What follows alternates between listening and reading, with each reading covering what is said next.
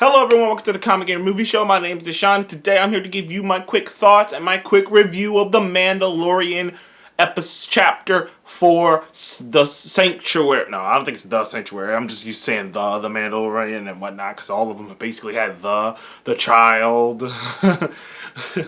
But, The Sin. I think this one was just Sanctuary. Now, Sanctuary is the fourth chapter in The Mandalorian. It came out just yesterday. I'm doing this review on a Saturday.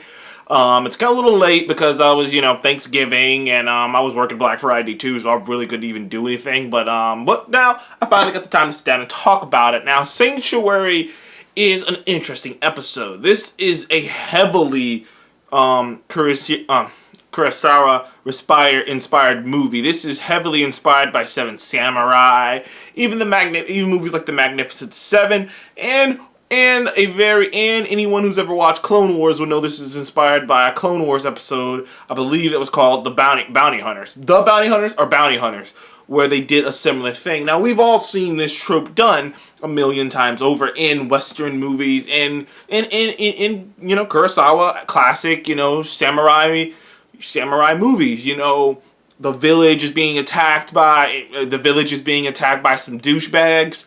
The villagers are desperate. They need help from someone, an outside force. So they find an ambiguous, character to help, or, in terms of, Seven Samurai or, Magnificent Seven, a group of outlaws and they'll pay them money to help them out. And, these outlaws all have different shades of gray and different shades of black, but by the end of it, they're genuinely good people who feel like they got redeemed by doing this good thing, or feel like they're at least putting their souls back on the right track by doing this good thing. Now, it's a trope, and it's a trope, and it has been played up, like I said, in those movies and countless other movies before. But it's a trope that really hasn't been used in a while in a live action format. I haven't really seen it in a bit, other than the live action, the reboot, the reimagined reboot of Magnificent Seven that came out about 3 years ago in 2017, maybe 2 years. No, I guess 2 years ago. It'll be 3 years in a minute, almost 3 years ago with Denzel Washington and the lead, Denzel Washington and Chris Pratt and Ethan Hawke. That reboot, but it just is in line with what the show is going for, which is that Western tone, which is a classic vibe. The show pays so much homage, to classical things like those movies, to classic Westerns, to classic John Wayne, to Clint Eastwood, The Good, the Bad, the Ugly, the Dollar Trilogy. Like, this is what this show just pays homage to. And this episode is no different.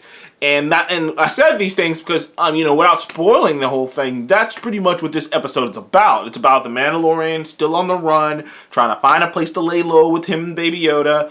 Baby Yoda is adorable. Mando's a badass, but more importantly, they introduced Gina Carano's character. I believe her name is... Shit, I can't remember her name already. Kasana? I can't remember Gina Carano's character's name off the top of my head, but a lot of people were wondering where she was because she's in the promotion a lot. She's the one female on the posters. She's got this huge gun on her, and everyone's kind of been wondering where has she been. And this is the episode that introduced them. Now, obviously, you get two badass bounty hunters, they're gonna fight, and this is not big of a spoiler to me to tell you that those two don't get off on the great foot. But the fact of the matter is they're both badasses. They both are people who've seen a lot of shit, and they're both warriors who deep down are good people. So obviously they get along. They form a kind of a kindred spirit kind of thing. Badasses who have been through things, but deep down are good people, and that's all that matters. And needless to say, eventually one thing leads to another. They're on this, he's on this planet. He's helping out this village. He's helping save this village. And that's really the gist of what I can tell you without, telling you all the little details. All I can tell you is this is another solid, isolated episode. They're doing this thing, and I've noticed it with The Mandalorian, where a lot of its episodes can be isolated in one bubble. Can be isolated. They work together, but you can watch the episodes individually, and it's almost like watching a miniature movie. And honestly, if you go back and watch these episodes, you'll realize that you can almost watch each episode without ever watching the other episode. Sure, there'll be questions, sure there'll be things you're wondering, but you can watch them and understand and get the gist of what's going on. And they're each like little mini movies. And this episode epitomizes that greatly. Episode 2 in this, chapter 2 and this in chapter 4 epitomizes the idea that these episodes can be just these individual pockets, these small pockets, and that they can, touch things that the bigger Star Wars movies don't have times to touch. Like, what happens to the little people, the little people who are in the middle of all this crap? What, like, how dangerous can these planets really be? Because, they don't really get into those things in the movies because, they don't got time to really get into those things. But chapter 2 and chapter 4 really get into just like the more, thing that there's the more simple life things of what happens to normal people when shit like this happens after, stuff goes down. What happens to normal people? What people take advantage of the situation after the Empire fell.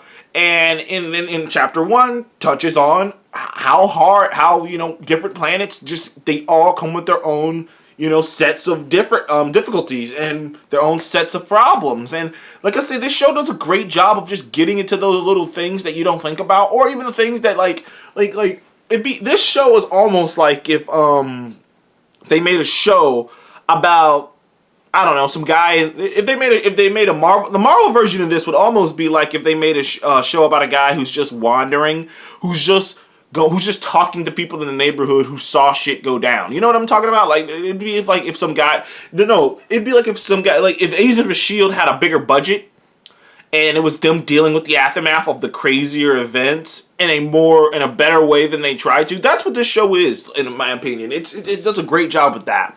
It has some good action, has some great acting. There's some Baby Yoda is doing some more Baby Yoda memes for the out the wahoo. There's more correlation between the Mandalorian and Master Chief. There's a scene that feels Halo-ish. It looks Halo-ish. And if you know what I'm talking about, and if you know Master Chief and you know the Mandalorian, then you know exactly what I'm talking about. But anyways, that's all I can really tell you without spoiling anything. There's a little details in there. There's more character work. This episode was more isolated character work. It wasn't as action-packed as last episode. It wasn't as, it's Bryce Dallas Howard directed this, and I believe this is her first live-action directorial debut. So I thought she did a good job. I thought she did a damn good job. But to me, it's clear. You can tell the difference between Bryce Dallas Howard, Dave Filoni. Dave Filoni have directed the first episode, and Bryce Dallas Howard directed this episode. And they both haven't directed live action before until today. And the 2 episodes in the middle, 2 and 3, were directed by people who have directed episodes all the time. Rick Famuyiwa has directed live action movie. He directed Dope.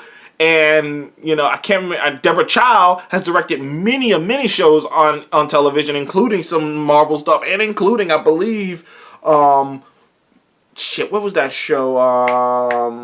The Foreigners? No. I can't remember. But a great show that apparently a lot of people liked.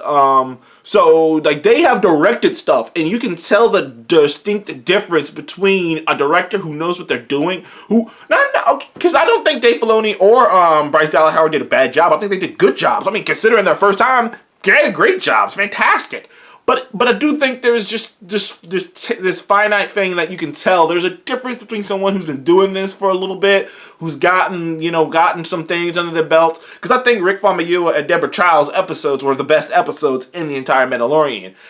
This episode, I would say, is the weakest one, but it's the weakest one in comparison to a high scale. You know what I mean? Like, it's not bad. Like, if the other episodes were 9s, this is an 8. You know what I mean? It's like, okay, it's weaker. What to what? Yeah, it's like it's like when I reviewed Ant-Man and the Wasp, or it's like when I reviewed Ant-Man and the Wasp, or the original, Captain America: The First Avenger. I'm like, I love those movies. I still had a great time watching these movies. I love those movies on a level, but it's like, there's other, at this point, we know how good it can get. So, you notice it's not as good but it's still good as it was. But you know, that's just gonna come. This is ebb it flows. They're bringing a couple. I think Deborah Child's coming back to direct another episode. Rick Famuyiwa is coming back to direct another episode. Taika Waititi is directing an episode soon. So you know, we'll see how it goes. I don't know who's directing the next episode. I think Dave Filoni's directing another episode. So we'll see how the next episode go. But that is my spoiler-free thoughts on The Mandalorian Chapter 4, Sanctuary. I had a great time watching it. It was a great little isolated,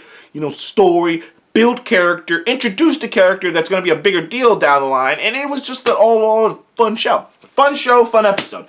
Thank you for joining me on the Comic and Movie Show. Please remember to like and subscribe. I'll see you guys in the next one. Goodbye.